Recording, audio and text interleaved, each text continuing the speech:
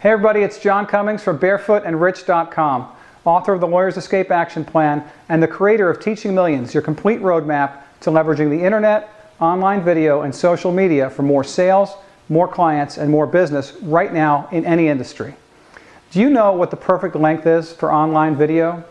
If you don't, how can you script, film, and edit videos with any confidence that you're not wasting time on a video that won't do what you're hoping? In other words, engage, sell, educate, inspire. If your video is too long, your audience may tune out before you make your point. And if it's too short, you might make a call to action too soon, long before the audience is ready to opt in, buy, or hire you. Stick around for a few minutes because at the end of this video, I'm going to address some of the experts who say that nobody watches videos over 3 minutes long.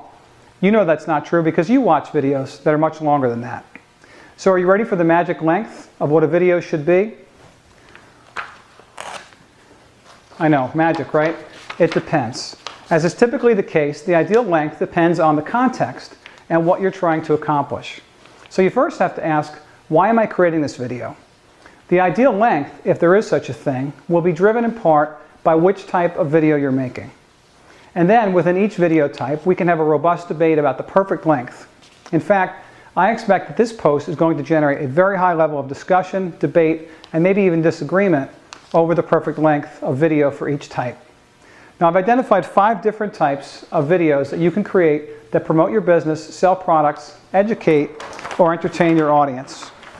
And there's people that will disagree with whether these are the only 5 or whether they fit into the same categories, but I've identified them as number 1, the opt-in video, also known as the squeeze video, the value video, which typically follows the opt-in video, the sales video, which people should watch if they're ready to consider buying something or hiring you.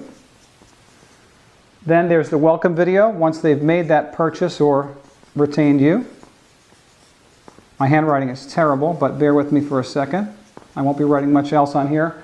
And then finally, your training or your content video. So those are the 5 video types that you'll be making, okay? Now I'm going to leave out of this discussion any treatment of true movies. You know, I'm not a film expert, but I can tell you that the new Lone Ranger movie that I went to see with my family could have been about 1.5 hours instead of 2.5 hours. Throw in previews and I was ready for another dinner by the time they finally killed the villain. Even my son joked that he would have been okay if they killed the Lone Ranger and Tonto first if it would have just ended the movie sooner. So I'll leave Hollywood and indie films and the Cannes Film Festival out of this discussion for now, or my video will be too long. But I'm going to take the list of 5 videos a little bit out of order because, you know, I ordered them in the order of a typical sales sequence, which starts with an opt-in page and then ends with a product or a product sale.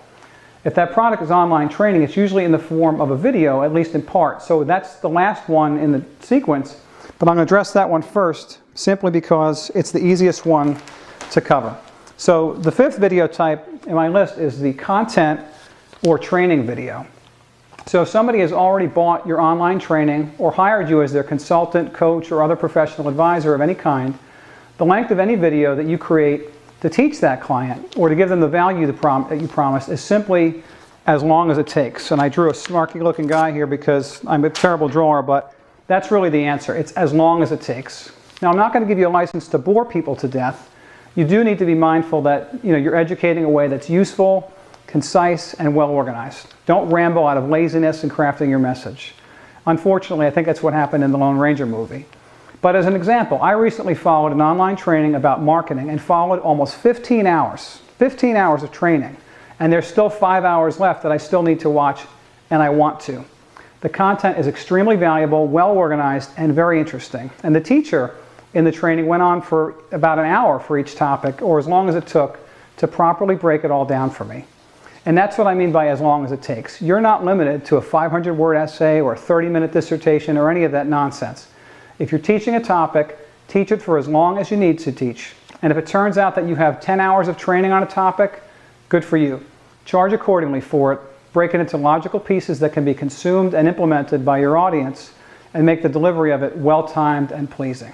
And here's a little tip. If you deliver a good amount of content, your audience will probably go well beyond your refund period in consuming that content And because your content is so helpful and engaging, they'll never give the refund issue another thought. So once you sell, deliver your information until it hurts, and you'll have customers for life. Okay, so that's an easy one, as long as it takes. Well, let's jump back in the list to the first video type, which is the opt-in video. And that video is a different animal altogether, but a lot of people prefer to use just an image for their opt-in page with an opt-in box. My personal opinion and my own statistics tell me that video opt-in works the best, at least for me. But you try different types of opt-in pages and do what works for you. But if you do use video on your opt-in page, I strongly recommend that you use a video that is under 2 minutes in length. And if it's possible to hit all the key points that you need to hit in an opt-in video, you can do a video really in under a minute. And ideally, I think you might find that a 90-second opt-in video is probably your best option. Okay? Remember that your opt-in page seeks only one thing, engagement that leads to an email address. So focus on one issue, one question, one problem that you're going to solve, one solution that you're providing, and then get out quick. You want to pique curiosity, and droning on about the subject leads people to wonder whether you're really an authority on the topic. Now the second video type is the value video. And this typically follows your opt-in page. If you're not already familiar with the value video series, it's one type of way that you can take leads who have just opted into your email list after watching the opt-in video through a valuable campaign of free information that ultimately results in your lead hiring you or buying from you. Now you can also just give away an ebook or hold a webinar in order to lead people to a sale, but I've found that the value video series is a really great way to get people to want and buy what you have to offer. So here's how the value video works. Like the training video, your video should be as long as it takes to get through the message. But there's a really important distinction when it comes to these. You don't want your video to be excessively long for two critical reasons. First of all, if your value videos are too long, people will not sit through the entire video. In most cases, no matter how good they are, they're still not going to stick around. Now you can get around this with a number of things like a checklist that causes people to hang on for all of the info, or by offering something at the end if they stick around. But remember, in a lot of cases, the people watching your first value video have just opted in and may have just met you for the first time watching your opt-in video. Don't make them wish they had never met you. There's a great scene in the movie Airplane where the main character keeps telling his story of lost love for the entire doomed flight as people are dying of food poisoning and killing themselves all around him just to get away and not hear another word he has to say. Don't be that guy. Make your value video long enough to teach and long enough to make the viewer look forward to the next video. And here's the second critical reason, not so long that you've got nothing else to offer. Now remember, oops, I'm going to rip my entire easel here, that you're doing this to make a sale of a service or a product that your audience needs. So you might want to save some of your thunder for the training. Now honestly, I believe in giving away a lot of my information, but my point is that you don't need to and you shouldn't over-deliver on the value video unless you think they're going to stick around for it. So the motto on these is, again, as long as it takes, but I've found that user engagement falls off after 15 to 20 minutes maximum. And frankly, a lot of your audience probably won't watch for more than 10 minutes, but that might be a function of your audience and message fit more than the length of the video. Okay, so moving on, the third type of video is your sales video. Now your sales video is one that probably is going to generate the most debate in this discussion today. I've bought products and hired professionals after watching videos that were under 5 minutes and videos that were over 30 minutes in length, a sales video. And I found that there is a correlation between price point and product size and the necessary or effective length of a sales video. Just like an opt-in page, you have to decide whether you want to use video at all or just text, images, testimonials. But if you do use video on your sales page, it needs to be as long as it needs to be to get through your checklist of required sales points that any good sales page should have. So let's take a look at the length of a sales video. And you're not going to be surprised to find that just like the first topic, the content video, a sales video needs to be as long as you need it to be. Okay? Things like your credibility layer, the problem or challenge that you're going to solve, how you overcame that yourself, how you can solve it for the customer. If you've got a low-priced product, don't oversell for 10 minutes. Tell the customer what they'll get, make your case, and get out.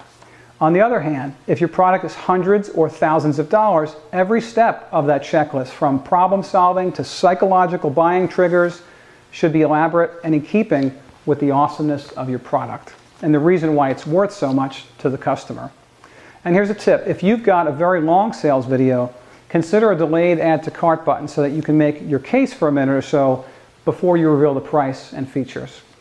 Now, in some videos I've watched and bought from, the add to cart button did not appear for almost 10 minutes. And I stuck around because I really wanted to know how much the product was, and I bought it. But the other edge of the sword is that people may give up and leave, and they may have been customers that would have paid just about anything for your product, but they got tired of waiting to hear what the price was and what the pitch was. So this happened to me recently when I was making a sale, and I made one small adjustment, brought the add to cart button up sooner, and it resulted in a sale in about 20 minutes after my change. Okay, the final video in my series here is the welcome video. And this is a video that you can optionally use when somebody hires you, buys training from you, etc. If you're selling a service in person like real estate, consulting, or legal services, this is a really nice touch. Put a welcome video on your website and redirect new clients there in your confirmation or welcome email. And if you're not sending out welcome emails when somebody hires you, then we need to talk about that separately. Anyway, a welcome video only needs to be 5 minutes or less. And this is really an arbitrary number that I've come up with because I've done a bunch of these. And around 5 minutes is a pretty good time for that type of video. And you can test me on this. I've done these for clients and my own businesses for over a decade, and the welcome video should not bore or overwhelm. Welcome your customers, congratulate them for taking the step that they've taken, shake their hand, and then give them a quick orientation of what you're going to do for them and how. If you just sent them to an online training of any kind, start them off with a welcome video so that they know where to find everything and what to do if they have any questions. Over and out. Okay, one word about statistics. TubeMogul is a service that provides analytics that measure how online videos are watched. And everybody quotes this 2008 report that says that half the audience viewership is gone by the 60-second mark. Now, if you're watching this, you know that's not true. And 10% of users clicking away from content after just 10 seconds. Guess what? That study was 5 years ago and people are still quoting it.